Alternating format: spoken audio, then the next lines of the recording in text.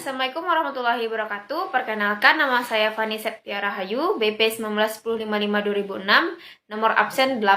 Di sini saya akan membahas mengenai customer service. Customer service adalah sebuah pekerjaan yang melibatkan kepuasan pelanggan, baik itu dari segi pelayanan, solusi dari sebuah masalah. Pelayanan yang diberikan kepada klien atau pelanggan biasanya berupa informasi lengkap yang mengenai pertanyaan yang diajukan oleh pelanggan dan juga solusi dari keluhan atau masalah yang dihadapi.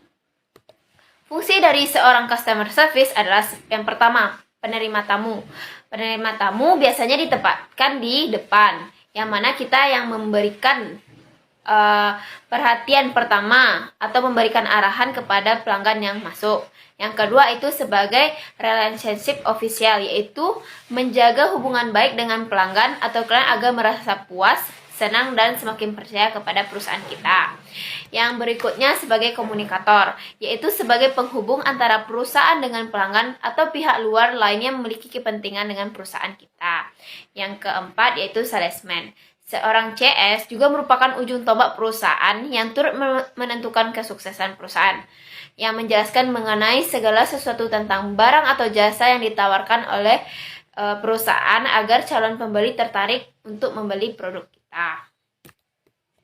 Tugas seorang customer service yaitu memberikan informasi yang lengkap seputar produk perusahaan sesuai kebutuhan pelanggan, calon pelanggan, dan non-pelanggan. Yang kedua, menjaga citra atau nama baik perusahaan dengan memberikan pelayanan yang ramah, sopan, dan profesional. Yang ketiga, menjaga hubungan baik antara perusahaan dengan pelanggan atau pihak yang berkepentingan. Yang keempat, mengatasi keluhan dan menyelesaikan masalah pelanggan agar tetap loyal terhadap perusahaan kita. Yang kelima, memberikan penjelasan dengan bahasa yang mudah dipahami oleh pelanggan yang memiliki latar ekonomi dan pendidikan yang beragam. Ciri-ciri seorang pelayanan yang baik itu yang pertama, tersedia karyawan yang baik, tersedia sarana dan prasarana yang baik, memiliki pertanggungjawaban yang baik, mampu melayani dengan cepat dan tepat, mampu berkomunikasi, memberikan jaminan kerahasiaan, memiliki pengetahuan dan keterampilan lebih, memahami kebutuhan yang diinginkan oleh pelanggan, dan memiliki kepercayaan yang tinggi. Nah, saya ngambil contoh yaitu di bidang kecantikan, yaitu di klinik kecantikan MS Glow.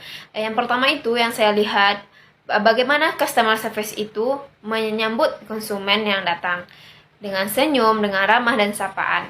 Setelah disambut, customer service mempersilahkan konsumen untuk duduk dan menanyakan perihal apa keluhan, apa yang dibutuhkan pelanggan yang bisa kita berikan solusinya. Nah, dalam berbicara kepada konsumen, kita juga punya etika.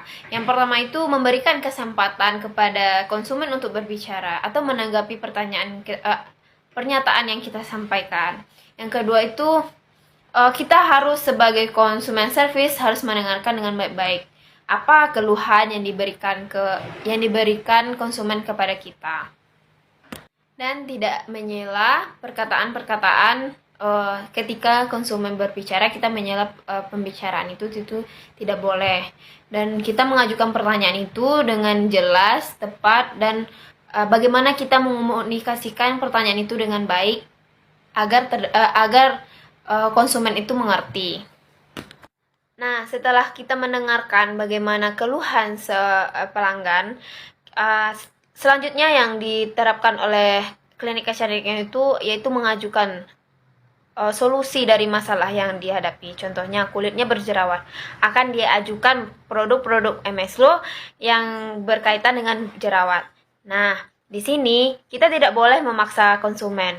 Kita harus membujuk dengan baik, itu dengan kata-kata yang baik agar konsumen itu tertarik dengan kita. Nah, salah satu etikanya, kita tidak boleh menanyakan berapa uang konsumen. Ketika konsumen bertanya berapa harga, itu tuh kita pantang, kita menanyakan bagaimana berapa uang yang mau dikeluarkan oleh konsumen, itu tuh nggak boleh. Yang kedua, yang berikutnya, bagaimana kita menarik untuk konsumen itu membeli semua produk. Tapi kita konsepnya menarik, bukan memaksa. Jadi kita tuh harus sopan, nggak boleh berdebat, nggak boleh tersinggung apa yang diomongkan konsumen.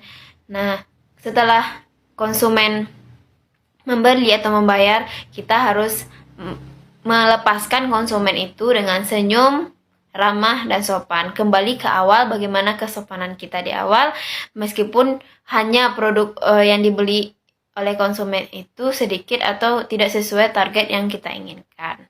Baiklah, sekian, terima kasih. Hanya itu yang dapat saya sampaikan. Assalamualaikum warahmatullahi wabarakatuh.